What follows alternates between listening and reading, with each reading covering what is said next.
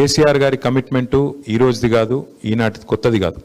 2004లో కృష్ణయ్య గారినే స్వయంగా తీసుకొని ప్రధానమంత్రి గారి దగ్గర పోయి డిసెంబర్ 17, 2004 ఆనాడు కేంద్ర కేబినెట్ మంత్రిగా జాతీయ బీసీ సంక్షేమ సంఘం అధ్యక్షుడిగా కృష్ణయ్య గారిని వారి బృందాన్ని మొత్తాన్ని తీసుకొని పోయి ఆ రోజు ప్రధానమంత్రి గారికి చెప్పిన విషయాలు 3 వారికి గుర్తుండాలి. 1, దేశంలో ఓబీసీ మంత్రిత్వ శాఖ పెట్టాలి. 2, జనాభాకు అనుగుణంగా రాష్ట్రాలకు రిజర్వేషన్లు పెంచుకునే వెసులుబాటు కల్పించాలి. 3వది, చట్టసభల్లో బీసీలకు రిజర్వేషన్లు కావాలి. ఈ 3 అంశాలను కూడా భారతదేశంలో నాకు తెలిసి కేసీఆర్ స్థాయిలో, కేబినెట్ స్థాయిలో మాట్లాడిన మొట్టమొదటి నాయకుడు కేసీఆర్ గారు, కేంద్ర కేబినెట్ మంత్రిగా. 2వది, సరే తెలంగాణ రాష్ట్రం ఏర్పడ్డ తర్వాత మా చిత్తశుద్ధిని మాటల్లో కాదు చేతల్లోనే చాటుకున్నాం. మార్కెట్ కమిటీలో రిజర్వేషన్లు కల్పించడం అయితేనేమిటిది, అట్లాగే మొట్టమొదటిసారి అడ్వకేట్ జనరల్గా ఒక బలహీన వర్గాలకు సంబంధించిన బిఎస్ ప్రసాద్ గారిని నియమించడం అయితేనేమి, అట్లాగే 10 రాజ్యసభ సీట్లు వస్తే అందులో 5 సీట్లు మరి బలహీన వర్గాలకు కేటాయించుకోవడం అయితేనేమి, ఇట్లా ఎన్నో సందర్భాల్లో, ఒకసారి కాదు, ఇవన్నీ కూడా కేసీఆర్ గారు చేసిన విషయం నేను మీకు గుర్తు చేస్తా ఉన్నా. అట్లాగే ఒకసారి కాదు, శాసనసభలో రెజల్యూషన్ ఈరోజు కొత్తగా కాంగ్రెస్ ప్రభుత్వం చేసింది ఏమీ లేదు. ఎందుకంటే శాసనసభలోనే 2 సార్లు తీర్మానం చేసి పంపించింది టీఆర్ఎస్ ప్రభుత్వం అన్నాడు. అట్లాగే 37% రిజర్వేషన్లు కల్పించాలని ప్రెసిడెంట్కు బిల్లు పంపించింది కూడా అన్నాడు. కానీ మేము వీళ్ళలాగా పబ్లిసిటీ చేసుకోలేదు, వీళ్ళలాగా మిద్దెలెక్కి అరుచుకోలేదు. అయినప్పటికీ మొన్న కూడా కాంగ్రెస్ ప్రభుత్వం డిక్లరేషన్ చేసినాము, మేము కామారెడ్డిలో పెట్టినాము, 42% రిజర్వేషన్ మేము కల్పిస్తామని చెప్తే దానికి కూడా ప్రభుత్వం వచ్చింది. కాబట్టి ప్రభుత్వంలో ఉన్న పెద్దలు మా పాలసీ కూడా అదే కాబట్టి అనుకూలంగానే మాట్లాడినాం, అనుకూలంగానే ఓటు కూడా వేసినాం శాసనసభలో. అయితే ఇక్కడ మీరు దయచేసి శ్రీనివాస్ యాదవ్ గారు చెప్పిన మాటల్లో మీరు ఎవరన్నా బాధపడి ఉంటే నేను మీకు విజ్ఞప్తి చేసేది ఒకటే, వారు ఆవేదనతో చెప్పినారు. వారు చెప్పిన మాటల్లో వాస్తవం కూడా ఉన్నది. మీరు ఒకటి గుర్తుపెట్టుకోవాల్సింది, జరగాల్సిన చర్చ కానీ జరగాల్సిన బిల్లు కానీ దేశవ్యాప్తంగా బీసీలకు లాభం జరగాలి అంటే పార్లమెంట్లో చేయాల్సిన పనిని శాసనసభలో చేసి మళ్ళీ నెపాన్ని ఇతరుల మీదకి తోసే ప్రయత్నం ఏదైతే ఇక్కడ కాంగ్రెస్ ప్రభుత్వం చేస్తున్నదో అది మంచిదైతే కాదు. అంటే అల్టిమేట్గా చిత్తశుద్ధి ముఖ్యం. నిజంగా కాంగ్రెస్ ప్రభుత్వం చిత్తశుద్ధితో ముందుకొస్తే ఈ పార్టీకి పని అయిపోయి ఉండాలి. కానీ ఒకటే పార్టీ 5 గొంతులతో మాట్లాడుతుంది. ఒకరోజు ఏమంటది, మేము రాజ్యాంగ సవరణ ద్వారా సాధిస్తామని వాళ్ళే మాట్లాడతారు. ఇంకో రోజు పార్టీ పరంగా రిజర్వేషన్లు ఇస్తామని వాళ్ళే చెప్తారు. ఇంకొక రోజు ఆర్డినెన్స్ చేసినాం అయిపోయిందని ఇంకో రోజు వాళ్ళే చెప్తారు.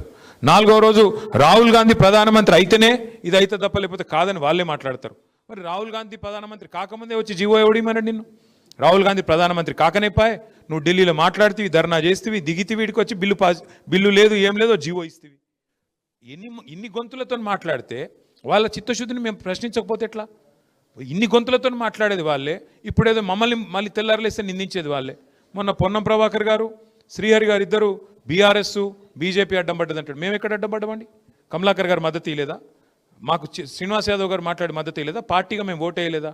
ఇష్టం వచ్చినట్టు నిందలేసి వాళ్ళు చేసేది వాళ్ళకి చిత్తశుద్ధి లేనిది వాళ్ళకి, ఉల్టా పార్లమెంట్లో జరగాల్సిన పని ఇక్కడ చేసి ఇవాళ నిందించే ప్రయత్నం చేస్తే మేము మా నాయకుడు ఆవేదనగా మాట్లాడినారు తప్ప ఇంకోటి కాదు.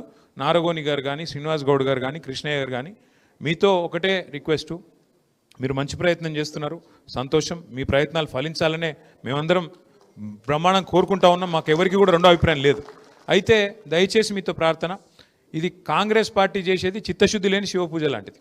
వాళ్ళకైతే చిత్తశుద్ధి లేదు, రాదు. రేవంత్ రెడ్డి గారి నాయకత్వంలో మాత్రం బీసీలకు న్యాయం ఎన్నటికీ జరగదు. ఇది వాస్తవం. ఎవరు అవునన్నా కాదన్నా మీకు కూడా తెలుసు, మాకు కూడా తెలుసు. సరే మీరు కెమెరాల ముంగట చెప్పలేకపోవచ్చు, మేము చెప్పగలుగుతాం, మేము చెప్తాం. అయితే మీతో ప్రార్థన ఏంది అంటే, మీ అందరితో కూడా మీరు ఎట్లయితే ఇవాళ మమ్మల్ని వచ్చి కలిసి మా మద్దతు కూడగొట్టే ప్రయత్నం చేస్తున్నారో, ముమ్మాటికి శాసనసభలో ఎట్లయితే మద్దతు చెప్పినామో, 10 ఏళ్ళు ప్రభుత్వంలో ఉన్నప్పుడు కేసీఆర్ గారి నాయకత్వంలో ఎట్లయితే బలహీన వర్గాల సంక్షేమం కోసం చిత్తశుద్ధితో ప్రయత్నం చేసినామో, కాంగ్రెస్ పార్టీ యొక్క మెడలు వంచేదాకా, బలహీన వర్గాలకు వాళ్ళు ఇచ్చిన ప్రతి మాట నిలబెట్టుకునేదాకా 1,00,000 కోట్లు ఇస్తామని చెప్పినారు. 5 ఏళ్లలో 2 ఏళ్ళు అయిపోయింది, 12,000 కోట్లు దాటలేదు. ఆ 12,000లో కూడా ఖర్చు చూస్తే మీరు లెక్క తీయండి దయచేసి, పెద్దలు ఉన్నారు. నాకు తెలిసి 8,000 కోట్లు కూడా దాటలేదు. 8,000 కోట్లు ఇప్పటికీ కూడా ఫీజు రీయింబర్స్మెంట్ బకాయిలు ఉన్నాయి. బలహీన వర్గాలకే సింహభాగం అందులో వస్తాయి. దాంతోపాటు కాంగ్రెస్ పార్టీ చెప్పింది 42% ఒకటే చెప్పలేదు, వాళ్ళు 1,00,000 కోట్లు ఒకటే చెప్పలేదు బడ్జెట్. వాళ్ళు చెప్పిన మాట సప్లాన్ తెస్తామన్నారు. దయచేసి మీరు ఈ మాట నేను అంటుంటే మీరు తప్పు పట్టొద్దు, తప్పు అనుకున్నా దయచేసి నేనైతే చెప్పాల్సి వస్తుంది. ఎందుకంటే ఇప్పుడు 42% రిజర్వేషన్ ఓన్లీ ఇక్కడ వాళ్ళు తెచ్చిన జీవో ఓన్లీ ఎలక్షన్ల కోసం తెచ్చినారు. ఏది లోకల్ బాడీ ఎలక్షన్స్ కోసం. విద్యలో ఎక్కడ పోయింది మరి? ఉపాధిలో ఎక్కడ పోయింది? 42% కాంట్రాక్ట్లలో ఇస్తామన్నది ఎక్కడ పోయింది? దాని గురించి ఎందుకు మాట్లాడతలేం మనం? ఇప్పుడు 4 సర్పంచ్లు అయితేనో 4 ఎంపీటీసీలు అయితేనో 10 మంది జెడ్పీటీసీలు అయితేనో కాదు కదా. అల్టిమేట్గా 42% వాటా కాంట్రాక్ట్లలో ఎందుకు రావద్దు మరి? వాళ్ళే చెప్పారు కదా బీసీ డిక్లరేషన్లో. అది రావాలి అంటే కేవలం మనం ఓన్లీ రిజర్వేషన్ల గురించే మాట్లాడతామంటే రిజర్వేషన్ అల్ల కూడా రావాలి కదా మరి. దయచేసి మీతో ప్రార్థన, దీన్ని విస్తరించండి. విస్తరించి డిక్లరేషన్లో చెప్పిన ప్రతి మాట, 1,00,000 కోట్ల బడ్జెట్ అయితేనేమి, సబ్ ప్లాన్ అయితేనేమి, 42% వాటా ఇస్తామన్న మాట అయితేనేమి, వాళ్ళ చేతిలో ఉన్నాయేమో ఇయ్యరట, వాళ్ళ చేతుల్లో ఇస్తలేరు. అది మనం అడుగుతలేం. 42% ఇవాళ కాంట్రాక్ట్లలో వాటా ఇస్తా అంటే ఎవరు ఆపుతున్నారు? ప్రభుత్వం ఒక జీవోతో అయిపోదా? దానికైతే ఎక్కువ కొట్టడం రాదు కదా, దానికైతే సీలింగ్ లేదు కదా, సుప్రీంకోర్టు లేదు కదా. దాని గురించి ఎందుకు మాట్లాడతలేం మరి? ఇవాళ రేవంత్ రెడ్డి గారి ప్రభుత్వం 2 ఏళ్ళు అయిపోయింది. 42% వాటా కాంట్రాక్ట్లలో బలహీన వర్గాలకు ఇస్తే ఎంతమంది బాగుపడతారు? 42% వాటా ఉపాధిలో ఇస్తే, విద్యలో ఇస్తే ఎంతమందికి లాభం జరుగుతుంది? కేవలం పొలిటికల్ రిజర్వేషన్ ఒకటే కావాలా? మిగతా వద్దా?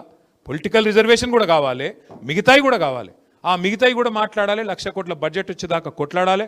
దానికి బీఆర్ఎస్ పార్టీ మీ బంధుకు సంపూర్ణంగా నైతిక మద్దతుగా మేము నిలబడతాం, మీతో ఉంటాం.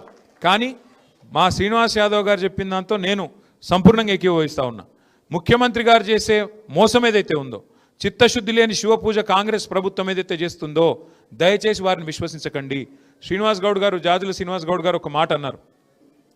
అన్నా ఇది సుప్రీంకోర్టు లాన్లో ఒక మాట చెప్పినారు, అది ఎవరు చెప్పట్లేదు, 1992 విషయంలో అన్నారు. వారితో కూడా నేను విజ్ఞప్తి చేసేది ఏమంటే, ఈ దేశంలో ఈరోజు మనదొక్కటే కాదు, చాలా కోర్టు కేసులు నడుస్తూ ఉన్నాయి. మహారాష్ట్రలో అయితే ఎన్నికలు అయిపోయినాక రద్దు చేసిండ్రు. మీకు యాదకుండాలి, మీకు తెలియాలి.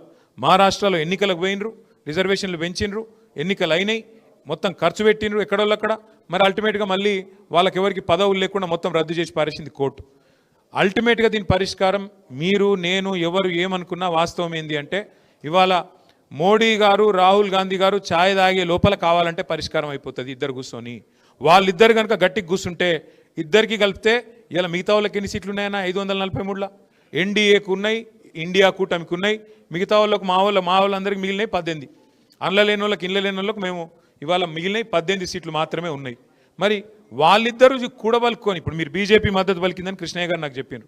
బీజేపీ మద్దతు పలికితే, బీజేపీ కింద పార్లమెంట్లో బిల్లు పెడితే ఎవరు ఆపుతారన్న నాకు అర్థం కాదు. మేము ఓటేయమా, కాంగ్రెస్ వాడు ఓటేయడా, ఎవడాపుతాడు? మద్దతు పలుకుడు అంటే ఇక్కడ కాదు కదా. ఒకసారి మోడీ గారి దగ్గర తీసుకుపోమని బీజేపీ వాళ్ళకి చెప్పరు, మేము కూడా వస్తాం. మోడీ గారి దగ్గర అపాయింట్మెంట్ ఇప్పిండ్రి, మేము అందరం వస్తాం. మోడీ గారు ఒక్కసారి అనుకుంటే దెబ్బకే అయిపోతుంది. తెల్లారి బిల్లు పెట్టచ్చు, స్పెషల్ సెషన్ పెట్టచ్చు, బిల్లు పెట్టచ్చు, ఒడిచిపోతుంది. అంటే నేను అనేది ఏంటంటే, ఇక్కడిక్కడ కొట్లాడుకున్నాడు, ఇక్కడ యుద్ధాలు చేసుడు, ఒకళ్ళ మీద ఒకళ్ళు మాటలు చేసుడు, పొన్నం ప్రభాకర్ మమ్మల్ని తిట్టుడు, మేము ఆయన తిట్టుడు, పొన్నం ప్రభాకర్ మళ్ళీ అడ్లూరు లక్ష్మణ్ తిట్టుడు, మాధ్యాలు ఇవన్నీ ఎందుకు ఊకే? అల్టిమేట్గా ఏంటంటే, రాహుల్ గాంధీ గారు, మోడీ గారు వాళ్ళిద్దరికిన కరెక్ట్గా ఉంటే, వాళ్ళిద్దరికిన కరెక్ట్గా అనుకుంటే, ఒక్కటే ఛాయ్ కప్పు ఛాయ్ తాగే లోపల ఒడిచిపోతుంది పని. దీనికి మనం చేయాల్సింది కార్యక్షేత్రం ఇక్కడ కాదు. ఇక్కడ బంద్ మీరు ప్రకటించారు, దానికి మా నైతిక మద్దతు ఇస్తాం, తప్పకుండా మీతో నిలబడతాం. కానీ అసలు కార్యక్షేత్రం ఢిల్లీ. ఆ ఢిల్లీలో ఒక జంతర్ మంతర్ ధర్నాతో కాదు. ఢిల్లీలో ఉండే పార్లమెంట్ సభ్యులు, మీరు కూడా పార్లమెంట్ సభ్యుడు కృష్ణయ్య గారు, మీరు బీజేపీలో ఉన్నారు. మరి మీరు మీ బీజేపీ నాయకత్వాన్ని మీరు కూడా ఒప్పియాలి, మోడీ గారిని ఒప్పియాలి, మోడీ గారిని అడగాలి. వారు ఓబీసీ స్వయంగా. మీరు ఇన్ని పోరాటాలు చేసిన పెద్దలు మీరు, దయచేసి మీతో ప్రార్థన, యుద్ధం చేయాల్సింది అక్కడ. మాకేమో ఇప్పుడు యుద్ధం చేద్దామంటే కూడా మాకు కత్తి ఇయ్యలే ప్రజలు. మాకు లోక్సభలో ఒక్క సీటు కూడా లేదు, ఒక్క ఓటు కూడా లేదు. కానీ రాజ్యసభలో 4 ఉన్నారు.